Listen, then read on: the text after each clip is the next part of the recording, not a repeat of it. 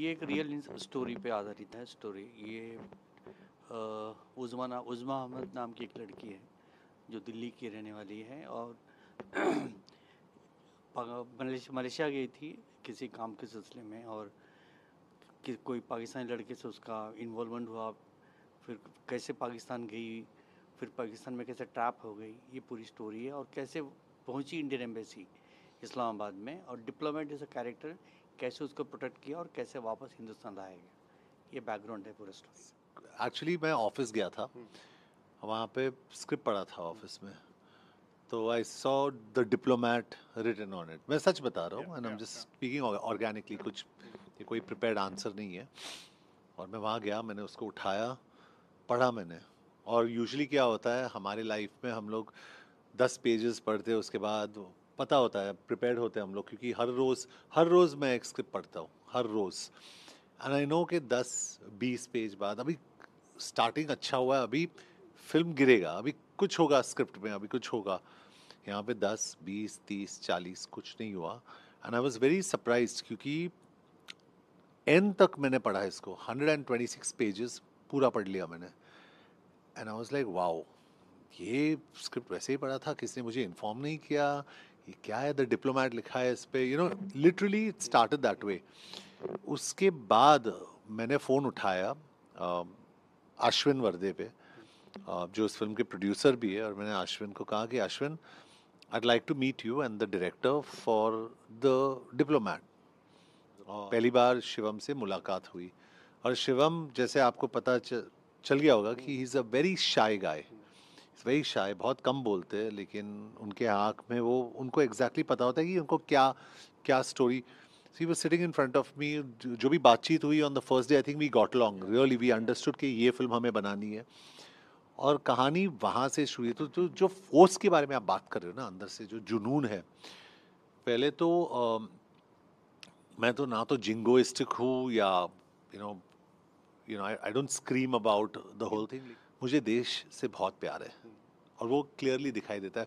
पता नहीं, lot of people tell me, यार तुम इंडियन फ्लैग को देखते हो, पता नहीं आंखों में पता चल जाता है कि you are seeing the Indian flag.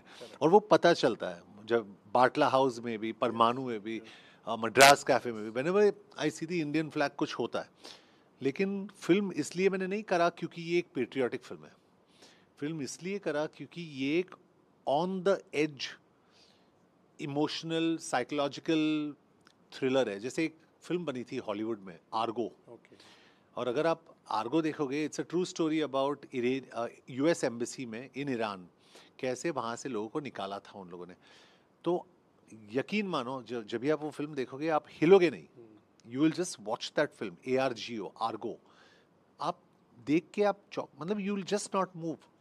तो यही फीलिंग मुझे द डिप्लोमैट से आई, कि यार ये बंदा क्या करेगा, अभी इस लड़की को वहाँ से निकालेगा, नहीं निकालेगा, कैसे निकालेगा, अगेंस्ट ऑल ऑड्स।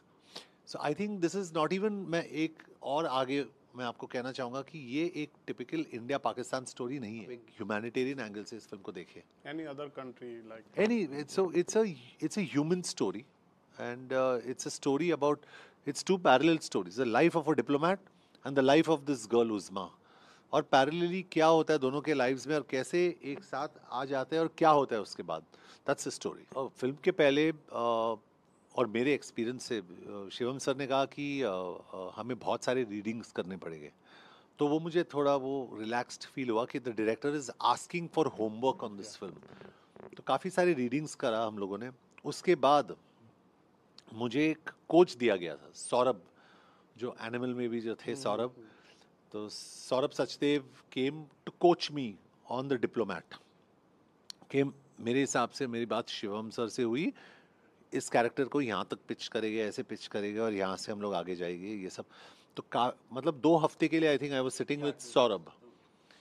उसके बाद वापस आ गए हम लोग रीडिंग पे, क्योंकि जैसे मेरा वो चल रहा था कोचिंग, वैसे ही दूसरे कैरेक्टर्स का भी चल रहा था। फिर वापस आ गए हम लोग रीडिंग पे। Then we read again. तो when we went on set, जब भी हम लोग सेट पे फाइनली गए, तो शिवम को सिर्फ ब्रीफ देना था कि ये तुम्हारा पोजीशन, ये ऐसे खड़े हो जाओ, ये ऐसे ऐसे, क्योंकि we had already done our homework and we had come. और मेरे हिसाब से जब भी हम लोग वैसे करते हैं ना, द फिल्म बेनिफिट्स ऑडियंस को पता चल जाता है कि यार ये, और सबसे बड़ा कॉम्प्लीमेंट मुझे सादिया से मिला. Sadia plays Uzma in this film. She saying मुझे एक सेकंड के लिए भी जॉन अब्राहम दिखा नहीं, मुझे सिर्फ जेपी सिंह दिखा. क्या बात and for me that's the biggest compliment you can receive, और क्रेडिट गोज टू माय कब आ डायरेक्टर. रही है पिक्चर? जी, अगर ऑडियंस को इस जॉनर में इंटरेस्ट है तो आप देखने जाइए. अगर इंटरेस्ट नहीं भी है, मेरे हिसाब से वेरी ऑनेस्टली हम लोग फिल्म्स बनाते हैं, और मैं पॉलिटिकली ज़्यादातर मीडिया को भी पता है और सबको पता है मैं पॉलिटिकली कभी करेक्ट नहीं हूँ. जो भी है माइंड के अंदर मैं बोल देता हूँ. अगर फिल्म इतनी अच्छी नहीं है मैं बोल देता हूँ. But this is a very very special film. और जैसे परमाणु के लिए एक भी दिन हमने मार्केटिंग नहीं करा. इसके लिए तो कुछ कर रहे हैं हम लोग, you know we are doing some marketing for this. आपसे बात कर रहे हैं हम लोग. ये इट्स अ डार्क हॉर्स. जो एक्सपेक्टेशंस है मेरे हिसाब से एक्सपेक्टेशन से ज़्यादा ऑडियंस को पसंद आएगी. And I hope they like it, क्योंकि हम यही कोशिश कर रहे हैं कि ऑडियंस को एंटरटेन करे. डॉक्यूमेंट्री नहीं बना रहे, एंटरटेनिंग फिल्म होनी चाहिए. You know should hold you. और बहुत ही इमोशनल फिल्म है. एंड में you will feel the emotion. चलिए, wish you all the best. Thank you. शुक्रिया. Thank you.